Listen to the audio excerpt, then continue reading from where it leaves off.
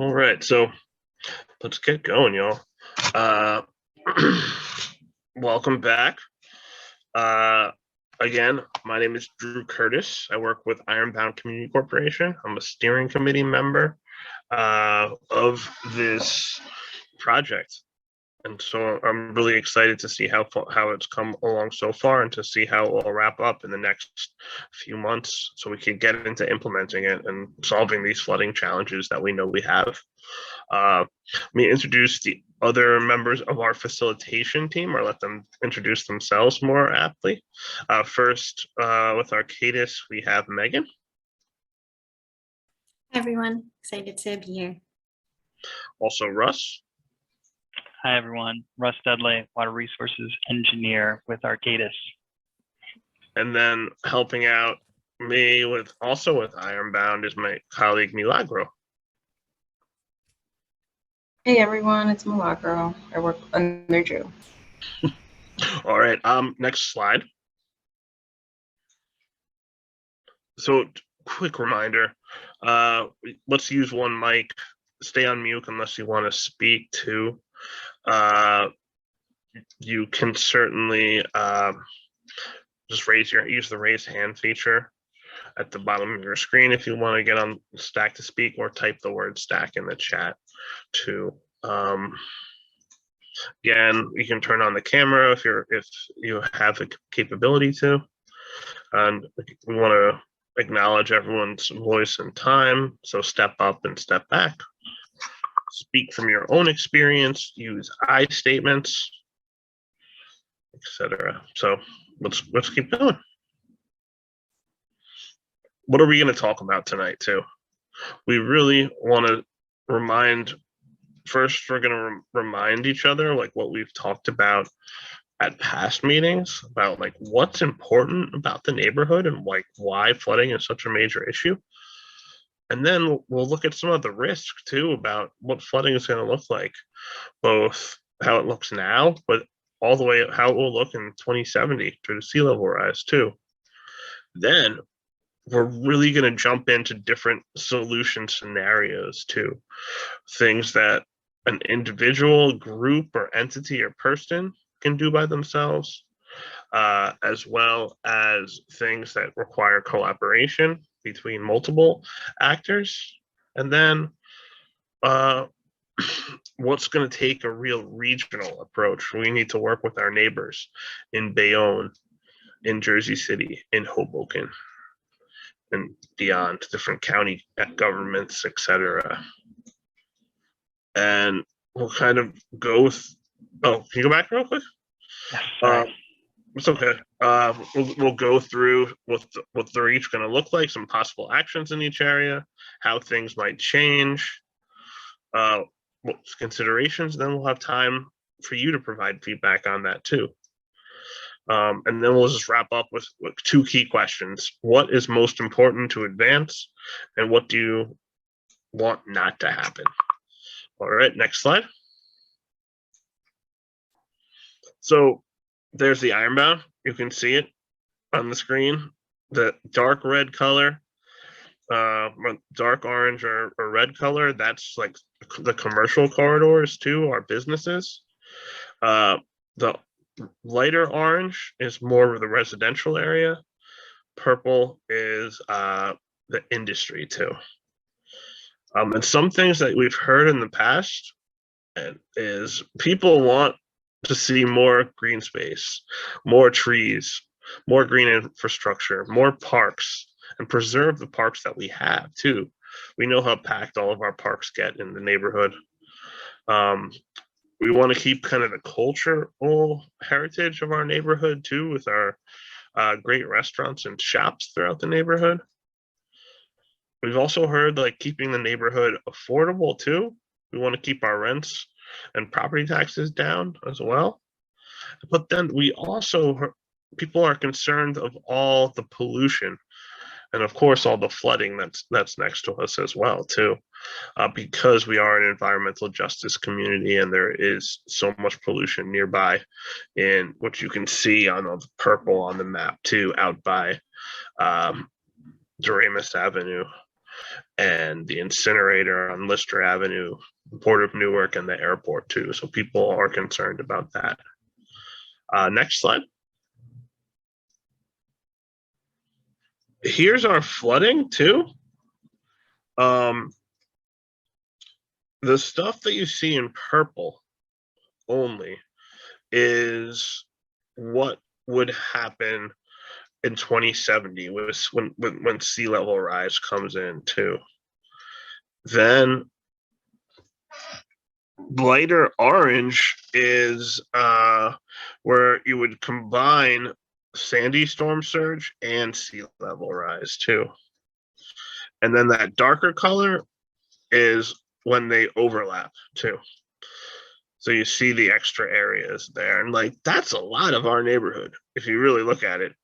There's only a few places that aren't flooding, so we really need to get this right here too. So this is really one of the most important things that we can be doing, the plan for our future. Next slide. Okay, actually, at this point, we're going to walk through the scenarios too, those individual initiatives, the shared responsibility, and regional coordination. And we're going to tag team this section a little bit too. Russ will do some and Megan will do some too, and then I'll come back for a discussion of each one. So Russ, take it away. Yeah, great. Thanks for that, Drew. And as Drew mentioned, obviously a very critical area and a lot of challenges that we're facing here. A lot of the area is impacted by flooding, whether it's storm surge or stormwater flooding, or both in many cases. And so there's multiple hazards that are impacting the Ironbound. We're going to step through the actions that we've identified to address some of these hazards and to reduce that risk in the context of these scenarios. And so this is a way for us to frame these concepts and collection of actions in these terms, to think about how we really want to manage these risks moving forward in the future. And so I'll start stepping through these, but keep in mind the differences between the scenarios, and I'll highlight those as we move through. Russ, can we pause for a moment to switch interpreters? Sorry about that. We're good. Thank you. Okay. So to begin with, what would key actions look like under scenario number one? Scenario number one involves individual initiative, and this is generally how we are currently managing risk. It largely falls on the responsibility of individuals to manage that flood risk and to improve the conditions within the community. This is largely done already by the city of Newark through managing their sewer infrastructure and providing other types of protection. But certainly it extends beyond the city currently. There's a lot of work that individual homeowners are doing to protect their own properties. What you would see in this scenario for these types of actions, we've oriented around the different types of practices and techniques, starting with coastal protection, which is really intended to protect against storm surge. You'll see a lot of individual building protections, or taking advantage of public spaces such as road raising to cut off some of those flow paths from the coastal areas. We're working closely with the plans that already exist. For example, the United States Corps of Engineers has developed a flanking plan for Newark to cut off storm surge access. In terms of drainage improvements, which probably many of you are really interested in talking about, there's a lot of drainage challenges in the Ironbound. What we would propose under scenario one is improved stormwater conveyance through things like improved surface conveyance to the sewer network, as well as incorporation of retention to help provide some storage for the stormwater impacts that cannot be managed by the storm sewer. We'll talk a little bit about the long-term control plans as well and how that factors in. And then finally, in kind of response to Drew's comment about the need for additional green space, green infrastructure is something that we are really focusing on as a way to bring in those vegetated practices, improve the public green spaces in the area, and also provide other co-benefits such as reduced heat island effect. For scenario one, you'll see this primarily within the public spaces again. This is the right-of-way, street right-of-way, as well as retrofits of public sites. Here's a map of where some of those solutions might be located. The Newark flanking plan that I had mentioned is cutting off key access for flow paths from the coastal areas, primarily along the ditch system on the south side of the Ironbound. That is a key entry point within the Ironbound that would flood from coastal surge. We can take advantage of topography there to minimize the amount of protection needed to really cut off those key flow paths. From the north side, it's about extending the work along the riverfront park itself, increasing protection there where we have public space to leverage to provide that coastal protection. As it relates to drainage improvements, there is a long-term control plan that's intended to reduce combined sewer overflows, but as part of a regional effort that includes the expansion of a interceptor that takes flows to PVSC, the treatment plant. Being able to optimize the drainage infrastructure to get more flows to the interceptor so that it can be managed more effectively is a key component of this. Incorporating in storage in line within that system allows us to really leverage the existing capacity of the storm sewer system during and after storm events.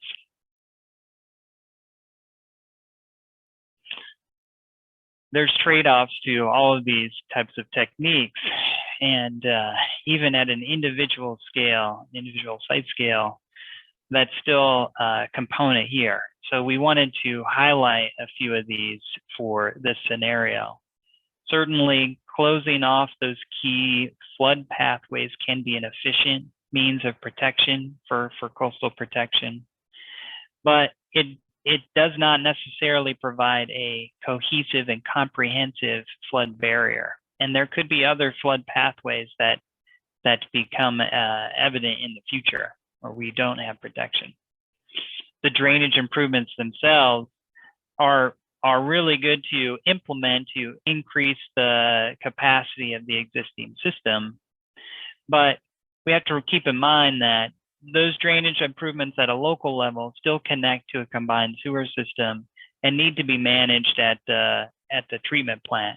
And so we might be limited from a capacity standpoint how much we can accomplish by just local drainage improvements. And then green infrastructure can be a great way to incorporate additional co-benefits into stormwater management. But by focusing those in the public spaces, that takes away some of the other needs in those public spaces as well. And there's quite a few other needs there. So I might pause right here kind of for a quick second to see if there's any questions about the physical solutions in scenario one. We were going to talk about non-physical solutions included in scenario one, and then we'll move on to talk about the other scenarios after that. Are there any questions about any of these potential concepts in scenario one? And Megan, I think you're monitoring the chat as well. Nothing has come up in the chat, but as we're going through, we know this is a lot of content. So the materials are on our website if you want to take a closer look, and you can let us know feedback later on as well. But we'll also be pausing continuously throughout to let you guys speak up. I guess I could talk about the non-physical solutions now. Yeah, let's do that. Can I ask a really quick question? Yeah. I'm sorry I'm driving, and thank you for giving us access to all that you're doing. Really, really interesting. And I'm just here to learn because I'm actually, 15, 20 minutes west of Newark. I'm in Chatham, but I care and I visit Newark a lot. And my question is the team spending, working to try to prioritize where, when there's sewage backup and flooding, where the sewage content is highest in that flooding versus other areas of flooding where maybe it's not sewage combined backup, it's just, stormwater? Probably you guys are trying to look at that, but I was curious. No, it's a really good question. And a key consideration for Newark is that a good majority of the city is combined sewers. And so that factors in to our analysis in a number of different ways. One, it gives us the opportunity to expand drainage capacity by separating those sewers. And so in a lot of cases, and we'll talk about this in other scenarios, we're adding in new sewers just to handle the stormwater, getting those out of the existing combined sewer system. That provides more capacity in the combined sewer system and also allows us to get stormwater discharged to the river, for example, as opposed to combined sewage. So there's a significant water quality benefit there as well. So it's a good question. I'll highlight that as we move into some of the other alternative scenarios. Megan, do you want to step through? Right. Yeah, so all of those solutions and projects and strategies that Russ was talking about are really important for keeping water out or giving it more places to go. But there are all of these other non-physical solutions that are also part of the story. And these solutions that I'll talk about can help us be more able to adapt and respond to flooding. And there are also policies and programs that can shift the way that development occurs or that other projects take place so that we're more resilient. So we've grouped our non-physical solutions into 4 categories that you see here: things related to outreach and education, policy, new services or programs, and emergency response and preparedness. There are a lot of different solutions that we're looking at, so I'll just cover a few of the ones that are on here. And as I already mentioned, the slides are on our website for you to take another close look. The 4th category on the right, emergency response and preparedness, is something we're still working on by having conversations with local and state emergency managers. So we'll have more to say on that at our next meeting. But here I'd like to highlight some of the things that Newark can lead mostly on its own, starting with promoting and incorporating resident flood reporting. This refers to having a system in place to use community knowledge about flooding where it's happening in real time, to be able to guide the city's response and understanding of local flooding. As we mentioned in the presentation earlier, Natalie touched on it quickly, Newark created a website where you can report flooding, and the city will continue promoting it so people know how to use it. And I'll drop the link in the chat again so you can take a look at it. It already has some reports in there from past flood events. Also, Newark and other cities have certain policies or ordinances that set requirements for development or construction in regulated flood areas and how the developments manage their stormwater. Part of the solution is for Newark to adopt stricter standards through these ordinances to restrict certain uses in flood areas, require more developments to store stormwater on site, and do things like require disclosure of past flooding when selling a home. We've also heard a lot about trash buildup in streets and how this clogs catch basins and doesn't let the stormwater flow into the drainage system. Some solutions that could address this are expanding the city's Adopt a Catch Basin program, which provides a kit and guidance to Newark residents to clean up trash from problem catch basins. And also a waste reduction campaign could involve outreach and education to help people understand the role that trash plays in contributing to flooding, and also just making our streets less desirable. I'll also quickly touch upon the concept of a municipal stormwater utility, which is a relatively new concept in Jersey that allows governments to establish a utility to collect fees from properties with impervious surface. Newark and also some other cities in the region have started to look into this idea, and it would allow the city to hold developments that contribute most to flooding, financially responsible for that. And then some of the other things on here, like the Flood Management 101 campaign, Outreach Ambassador Program, Resilience Hubs, and Tree Planting Program, I'll talk about for scenario 2 and 3 later on. And I think now we're going to pause for some discussion. Yeah, so as Megan said, we're throwing a lot of information. Sorry, Drew, I can turn it over to you to kick this off, but we are throwing a lot of information at you. So we recognize that there's probably time to digest some of this stuff. Yeah. Thank you. So yeah, if there's any just general questions or clarifications, please do so.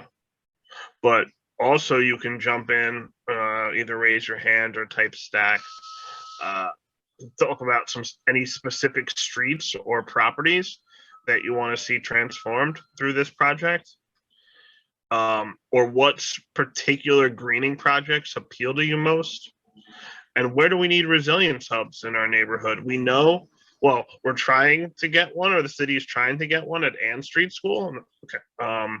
But where else should resilience hubs be too? So. Así que.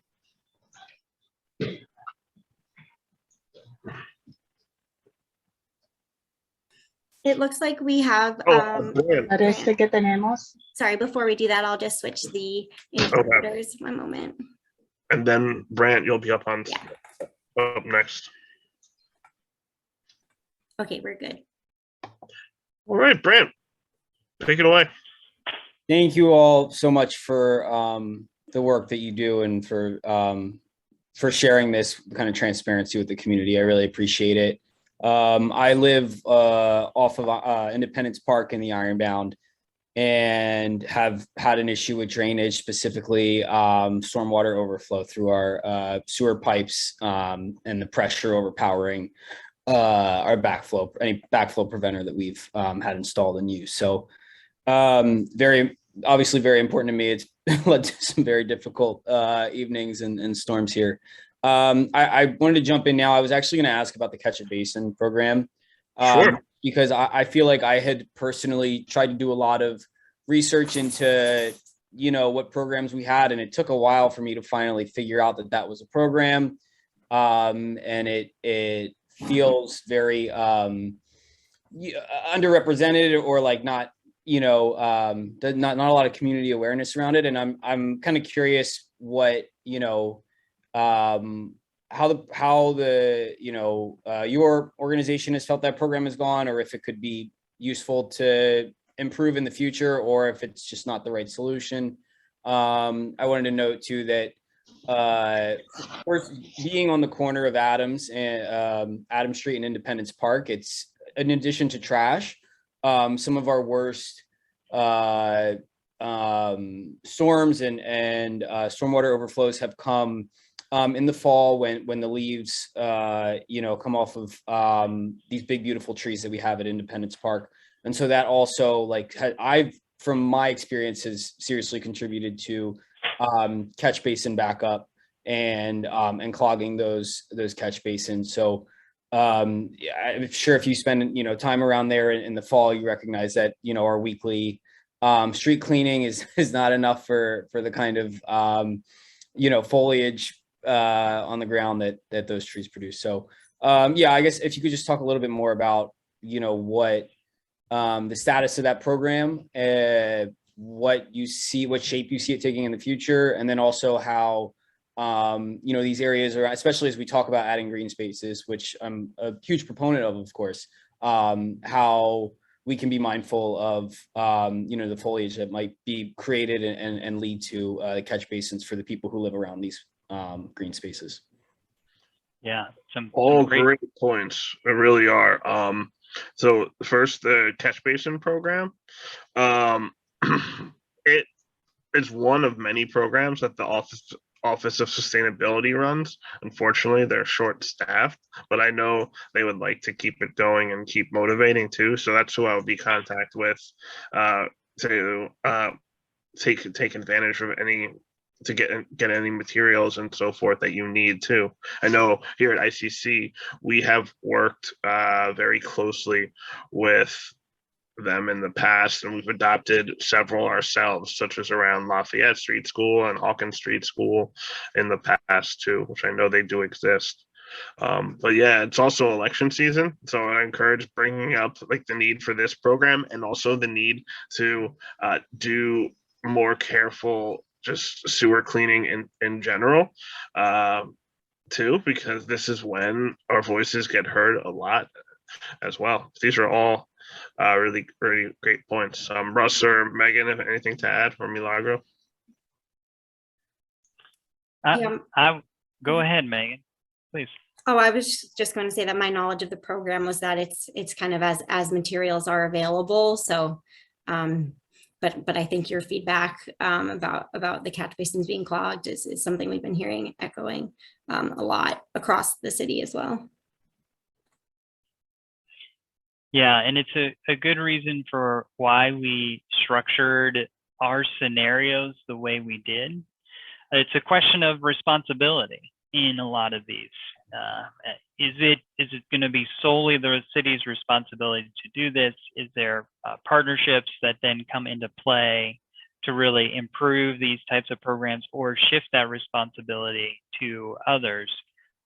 Certainly, you kind of bring up a key point, talking about the addition of new green infrastructure assets and who's going to maintain those so that they don't cause additional problems in terms of clogging catch basins. So maybe a good opportunity to also transition to scenario 2 and talk a little bit about the as long as I just wanted to recognize if was there any other burning comments that people wanted to get out to before we transition. And you could always send us more info later too. All the contact information is on that Resilient NJ website too, if you don't get to it tonight. Because again, this is a lot to digest. So we are going to be moving through these next 2 scenarios pretty quickly. But jump in if you have burning questions, and then we'll have the discussion time as well. And there's plenty of time for follow-up. You can even put my email in the chat too. Yeah. Great, thanks, Drew. Yeah, so maybe as an opportunity to transition to scenario 2, we'll talk about what that would look like as it is different from scenario 1. Keep in mind, scenario 1 was really focused on the individual initiative. Scenario 2 is more focused on shared responsibility.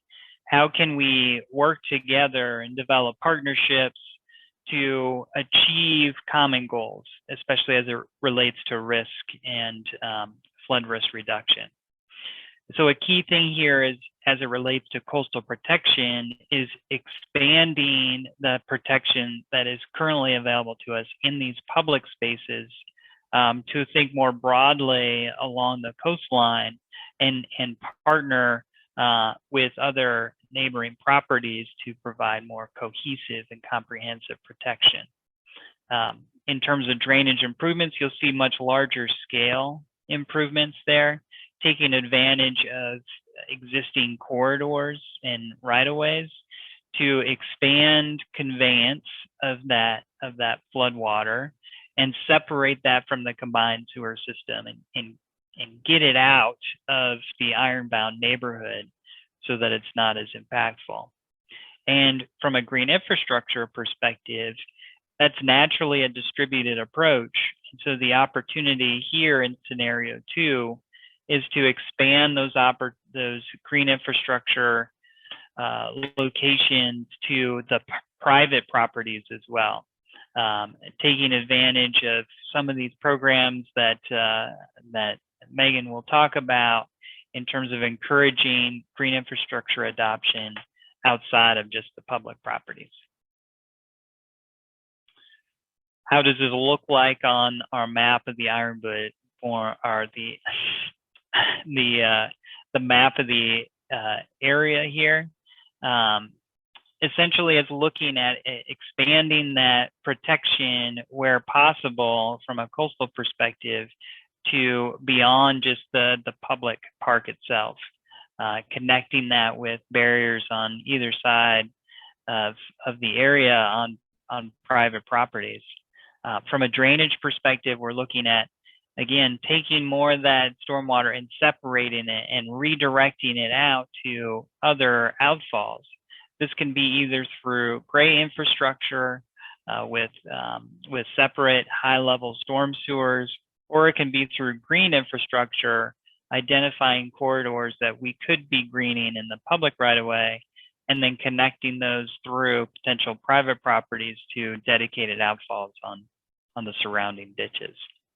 And so that's kind of a key element of projects here within the Ironbound.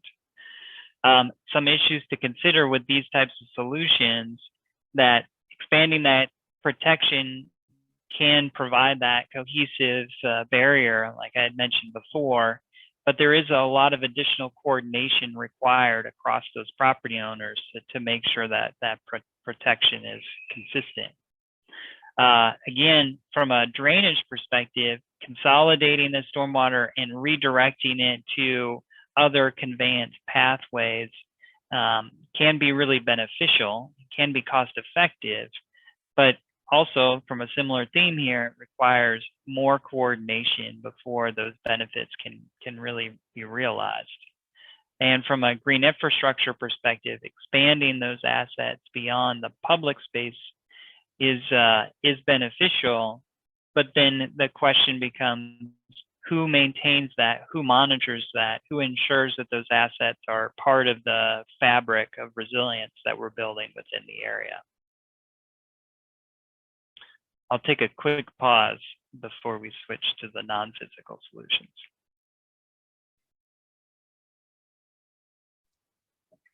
Can't adjustments in zoning laws and, you know, who care, just in guidance on who has to care for things, accomplish that? Like in my town, if you have a sidewalk in front of your house, you have to shovel it. Like, could that? Yeah, that's a great comment, Joe. And I think a nice transition to what Megan's going to talk about in terms of some of those policy and programmatic changes.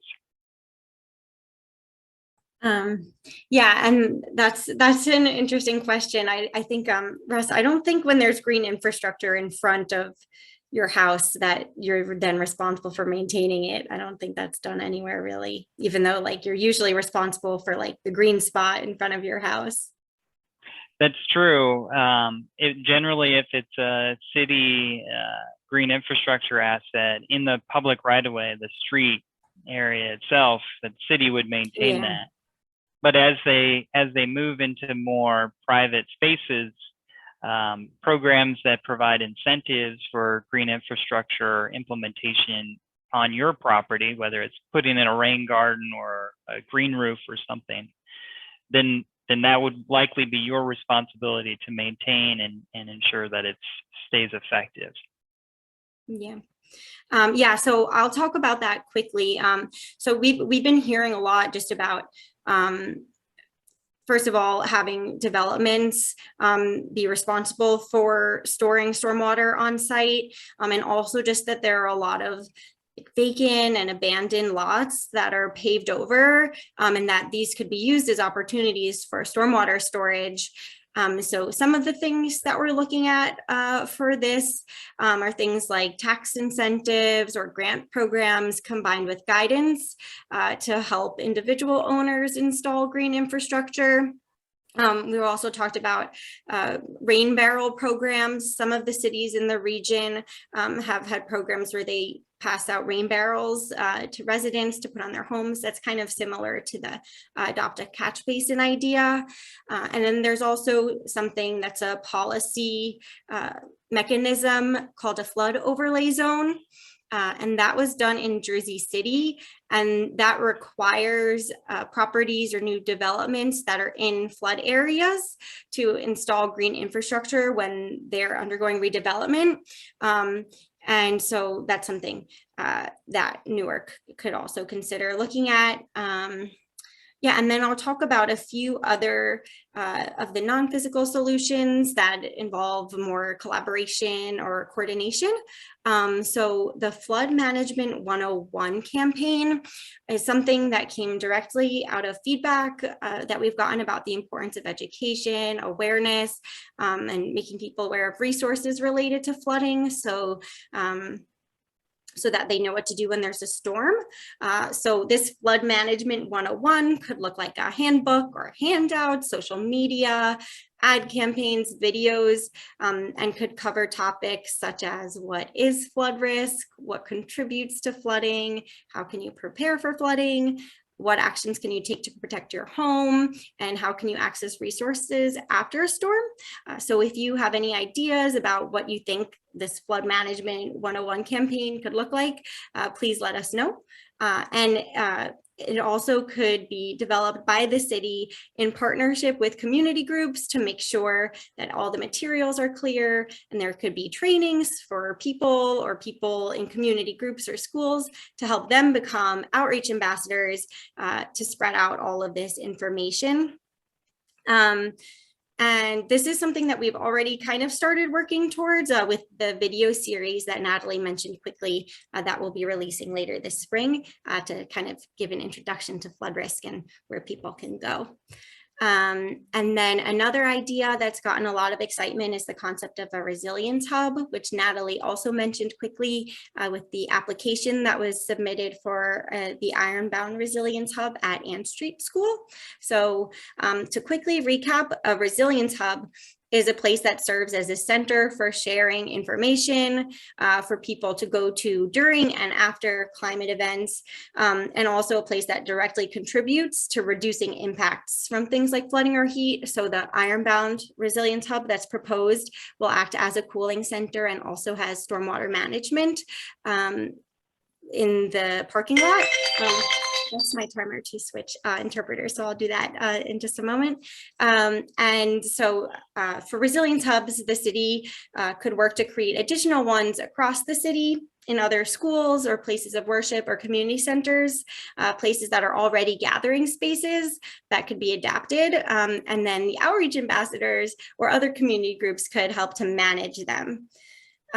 So that's all I have for scenario 2 solutions, and I will. Thank you, Megan. I know you have to switch interpreters now. Yes. So that was a lot again, too. We're switching. Let's give them a minute. It looks like they're ready.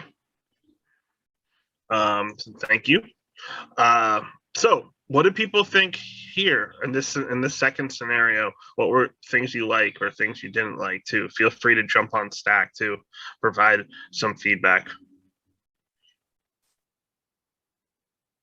Don't be shy.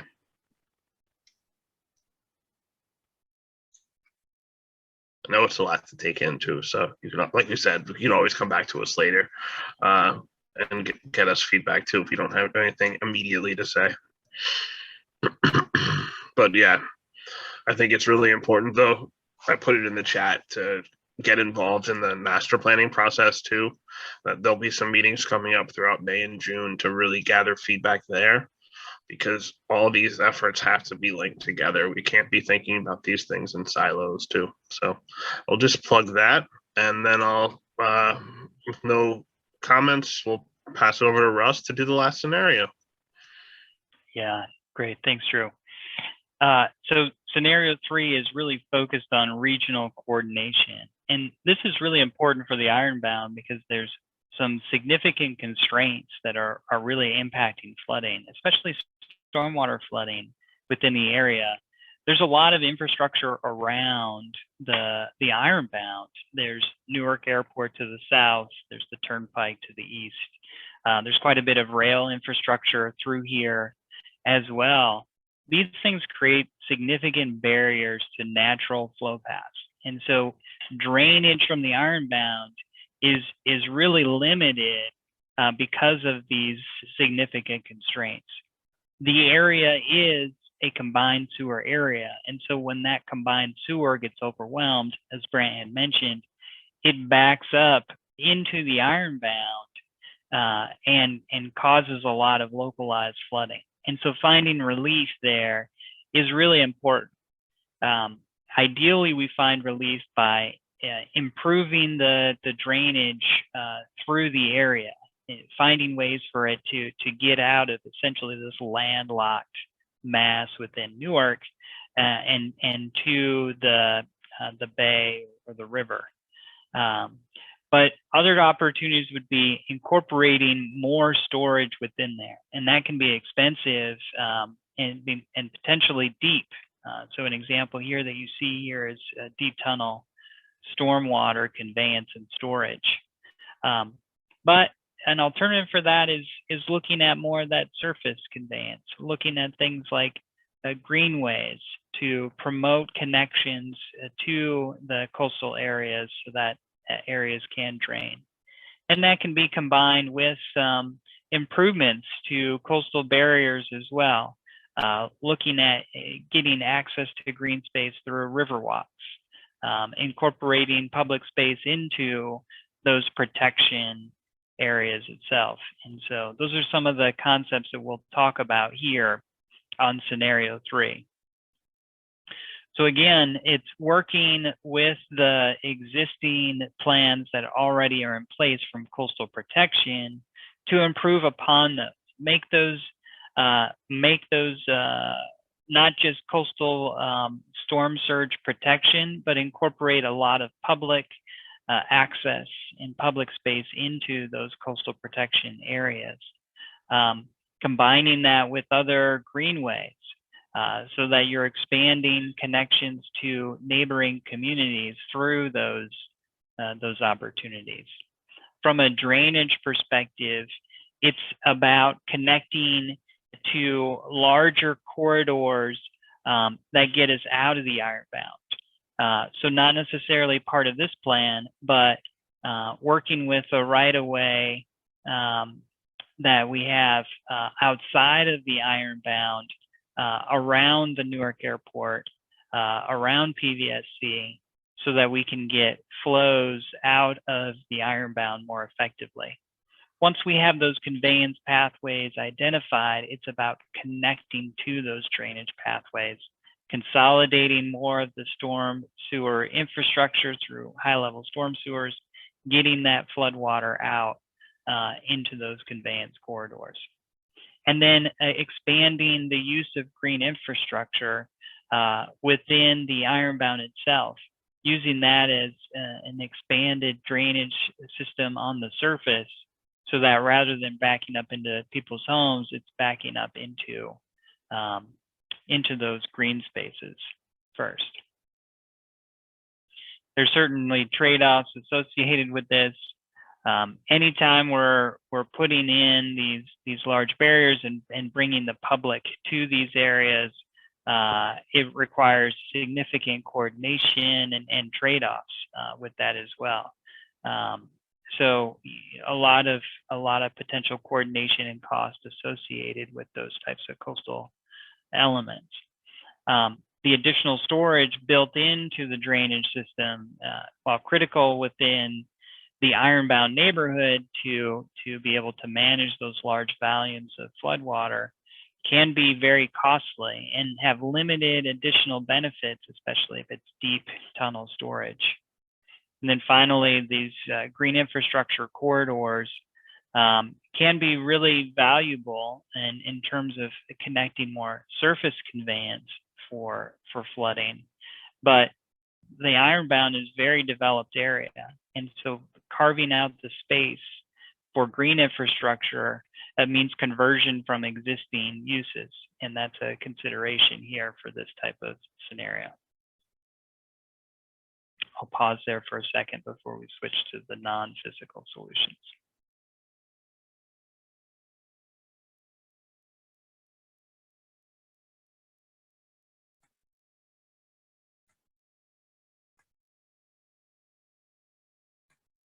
Okay, Megan, maybe go over some of the key considerations on the non-physical solutions, and then we'll have a chance to open it up for larger discussion.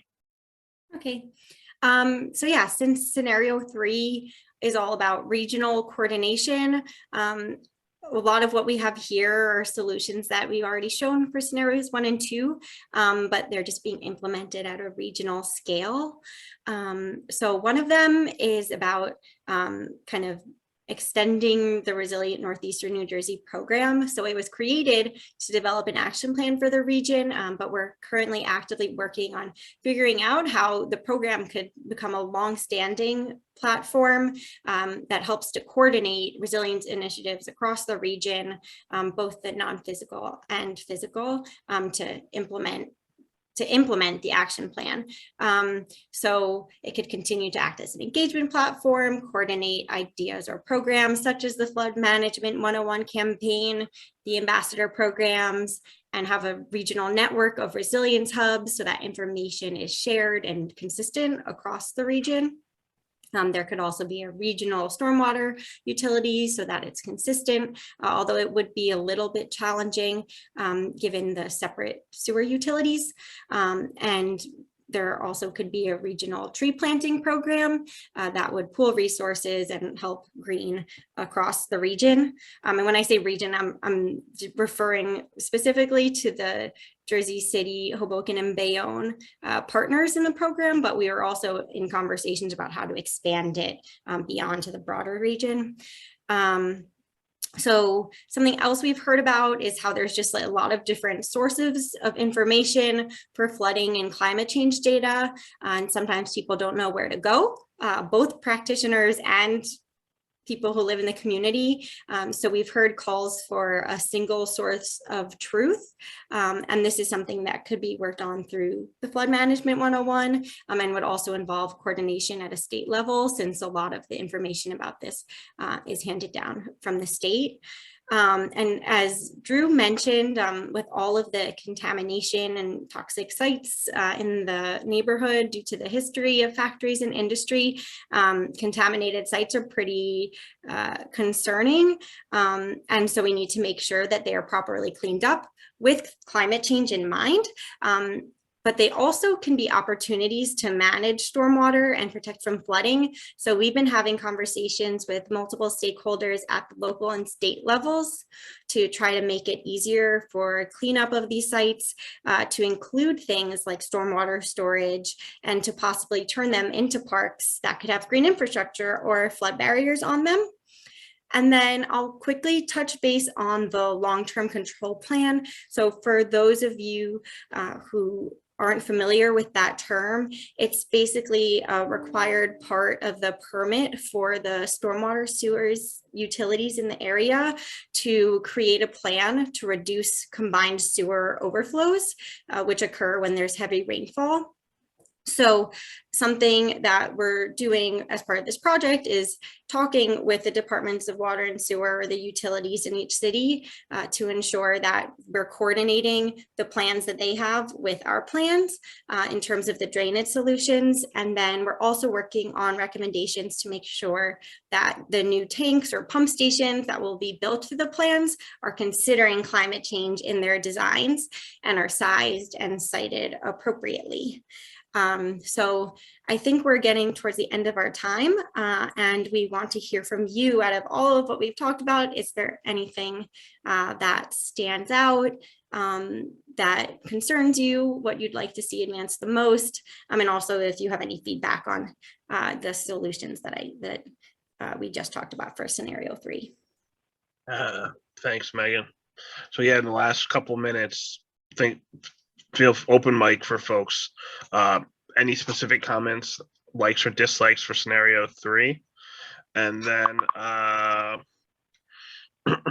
as well as things that you want us to make sure we take away and do and address, as well as don't do too.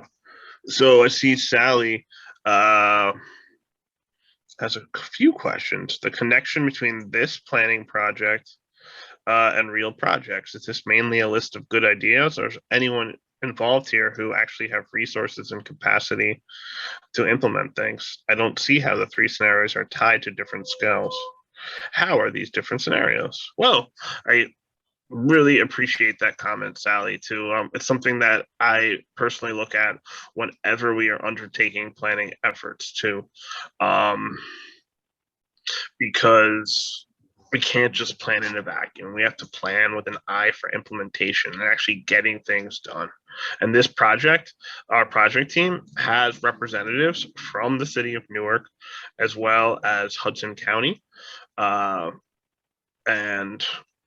Hoboken, Bayonne, and Jersey City, as well as the State Department of Environmental Protection. And lastly, it's funded actually by the U.S. Department of Housing and Urban Development too. So we have all levels of government are involved here too, so we can really get things done. And that's really what we're going to be focused on, is taking on this work to get it done. We've already applied for funding, such as to open a resilience center at Ann Street School, which will deal with renewable energy, green infrastructure, disaster preparedness and response. And we're looking at doing many more of these types of projects too. And then your second question, how the scales are different, it's really all about implementation, about whether it requires coordination between a couple different entities, or coordination between the whole region and regional entities, or if it's something that the city can say do it themselves, or even individuals can do themselves too. So thank you, Sally. And really quickly on that, Drew, just to clarify on the scenarios as well, we have 3 different scenarios as a way to frame how we're considering these actions, but ultimately the goal is to get to a preferred scenario, and that can be a collection of actions from all the 3 scenarios. And so it gives us the opportunity, by presenting it in these 3 different scenarios, to think about that responsibility as Drew you mentioned. That's really kind of a key driver, because that responsibility is going to determine how this is going to get implemented. We are pulling funding from a number of different locations, as Drew mentioned, including an application for that Ironbound Resilience Hub that came out of this project. That would be FEMA funded. But ultimately, there is a big investment on just the capital improvements here that will need to be part of the ultimate action plan as well. That will have to come from a number of different sources. Thanks, Russ. Vic, I think you can unmute yourself if you want. So you can do so. We can ask you to unmute, but if you click on the bottom left of your screen, if you're on a computer, I got it. Thank you. Yeah. So I'm Vic DeLuca. I'm a former director of the Ironbound Community Corporation, and I'm currently the deputy mayor in Maplewood, west of Newark. And that's the question I have. Is there a responsibility for towns that are west of Newark or north of Newark in this? As you look at the Ironbound, it's at the receiving end of a lot of things coming west to east. And as you think about a regional approach, or a larger than local, is there any responsibility for some of the towns to the west, where you have higher elevations that are, you have runoff coming down, you got streams coming down there, you got the northern municipalities that are draining things into the river, and that's backing things up? Thank you. Yeah, that's a great point. And I think one of the biggest ways you can see that, how there is a responsibility from other towns, is with our wastewater treatment facility, Passaic Valley Sewage Commission. Other towns send their wastewater comes to Newark too. So one thing that Newark has been negotiating on in that long-term control planning process that we talked about is for every town to pay their share of the project, whether they have a combined sewer overflow or not. Too, because their water is still going to be flowing through Newark when they're constructing these big regional interceptors too, to deal with increased sewer capacity too. So that's, and then also there's ways that Newark can actually, or should not have it. Yeah, Newark should not be paying as much to PVSC for the services, because we pay in the costs of hosting them too, the horrible smells, as I'm sure you remember, Vic, from being down here coming out of PVSC. The kids in Ironbound call PVSC the poop factory for a real reason. So we're bearing a lot of other costs too, so we should be getting a reduction in costs too. So thank you for pointing that out. We'll also, Newark, on behalf of Newark, we'll accept a check from Maplewood directly as well too. Yeah, a good reason why we wanted to frame the scenario thinking about regional coordination is that there needs to be a way to make decisions about priorities across multiple communities and entities. You know, I think that there's a lot of interest in working together. We've had good conversations with New Jersey Transit and with Port Authority and with NJDOT and Turnpike Authority. They're working on their own resilience challenges, and I think they're very interested in tackling these challenges together. But what is the entity that is going to kind of make those decisions across the entities on what's important? That's a big question, but certainly one that I think is worth raising through this type of program. Thank you. Brent, I just answered your question in the chat. I don't know if anyone's reached out directly to us, but it's a question that should be asked at that upcoming debate too. We'll send out more information about that too. Thank you so much. You're welcome. So we're a little over time, but that's okay. Again, it was a ton of information to pack into 90 minutes. But we're still, if anyone has any burning questions or comments, feel free to let us know. I'm happy to stay on a little bit longer too. So what are the most important things to advance, or what we want to make sure doesn't happen? I think Sally had a great point about not happening, not letting this plan just sit on the shelf and actually implement it. Thanks, Vic. Good seeing you.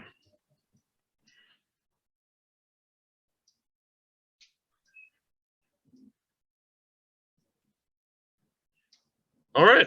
Well, if you have any other questions or that come up later, go to our website, resilientnj.com. And I also, again, you can email me too directly. I put my email in the chat before, dcurtis@ironboundcc.org. But yeah, is there a survey, Meg? Can you drop that link in the chat? Perfect. There you go. So before you go, please fill out those forms. And again, there's opportunity there for you to provide more detailed feedback as you're reviewing stuff too. We are going to take everything that everyone said into consideration, not just in this meeting, but also in the surveys too. So thank you all for coming, and have a great evening. Yes, we'll do this again at 6:30. If you have any friends who missed it and want to tune back in, or if you want to come back for more, happy to see you too. Thank you, everyone. Thank you.